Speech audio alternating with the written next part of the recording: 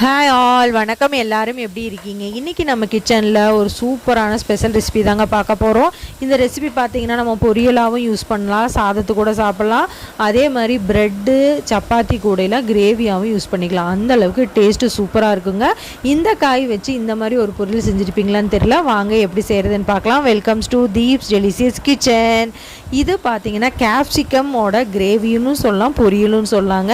Capsicum வச்சு இந்த மாதிரி ஒரு டிஷ் ட்ரை பண்ணி பாருங்கள், எல்லாத்துக்கும் ரொம்ப பிடிக்கும். இதுக்கு 2 சின்ன கேப்சிகம் எடுத்திருக்கேன், 2 பெரிய தக்காளி எடுத்திருக்கோம், இது கூட ஒரு பெரிய வெங்காயம் எடுத்திருக்கோம். இதை சின்ன சின்ன பீசஸாக கட் பண்ணி எடுத்துக்கலாங்க.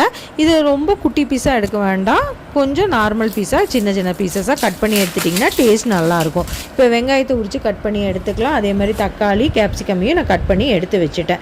இப்போ அடுப்பை பற்ற வச்சிடலாங்க. ஒரு கடாயில் 2 டீஸ்பூன் அளவு ஆயில் விட்டுக்கலாம். சூடானதுக்கப்புறம் அரை டீஸ்பூன் அளவு சீரகம் சேர்த்திக்கிறேன்.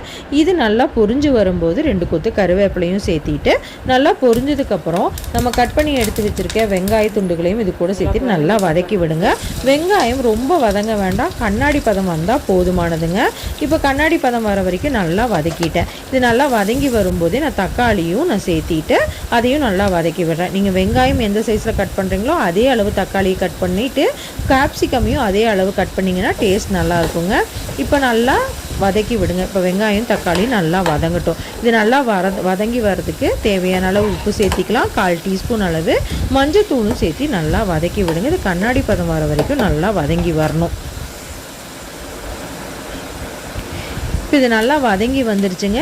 இது நல்லா வதங்கி வந்ததுக்கப்புறம் நம்ம கட் பண்ணி எடுத்து வச்சுருக்க குடமிளகாய் துண்டுகளையும் இது கூட போட்டுட்டு நல்லா வதக்கி விடணும். இது நல்லா வேகிற அளவுக்கு நல்லா வதங்கி வரணும். இது ரொம்ப வெந்திட வேண்டாம், ஒரு 3/4 பங்கு அளவு வெந்தால் போதுங்க. அதனால் அதுவும் ஒரு 2லேருந்து 3 நிமிஷம் நல்லா வதங்கினா போதும். இது நல்லா வதக்கி விடுங்க, நல்லா வெந்து வந்துடும்.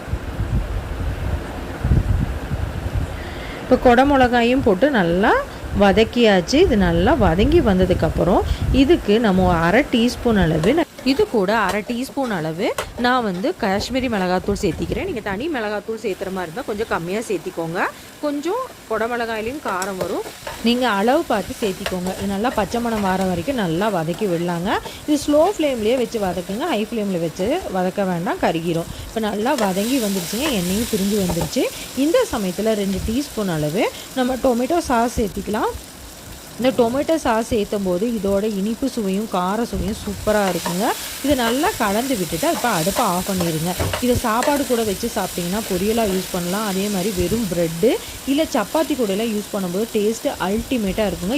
நீங்களும் ட்ரை பண்ணி பார்த்துட்டு பிடிச்சிருந்தா லைக் பண்ணுங்கள், ஷேர் பண்ணுங்கள், சப்ஸ்கிரைப் பண்ணுங்கள்.